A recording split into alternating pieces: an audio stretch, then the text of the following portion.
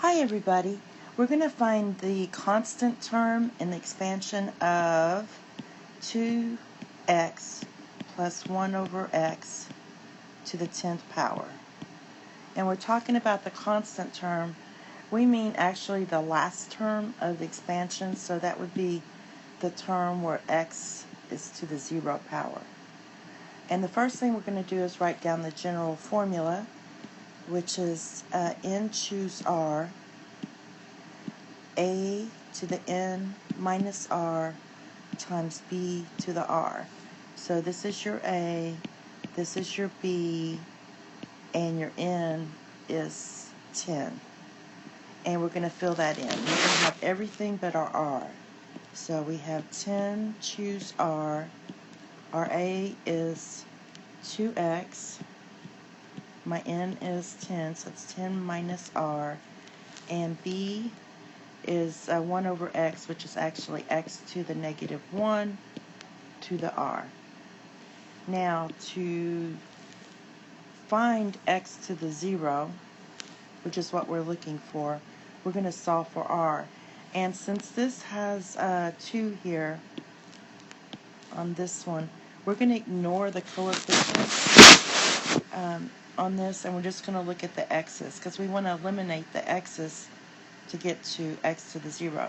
So what we're going to do is just look at the x, 10 minus r to the 10 minus r times x to the negative r, and solve to get x to the 0.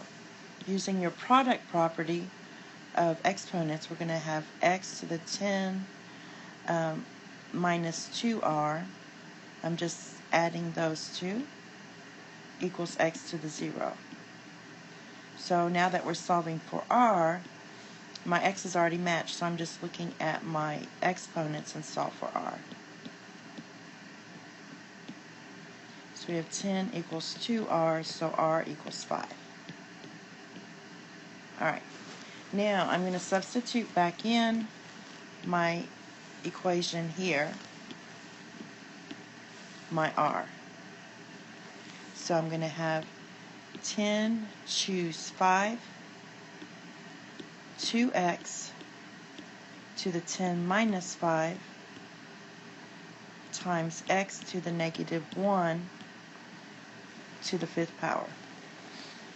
So using your calculator, you can just plug, this would be 10 choose 5, the combinations, and this would be 2x to the 5th,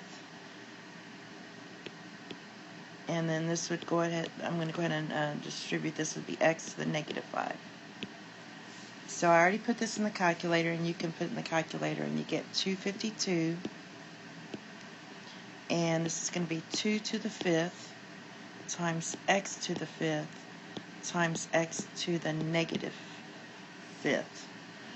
And 2 to the 5th is 32, so you have 252 times 32, and using your product property, this is x to the 0.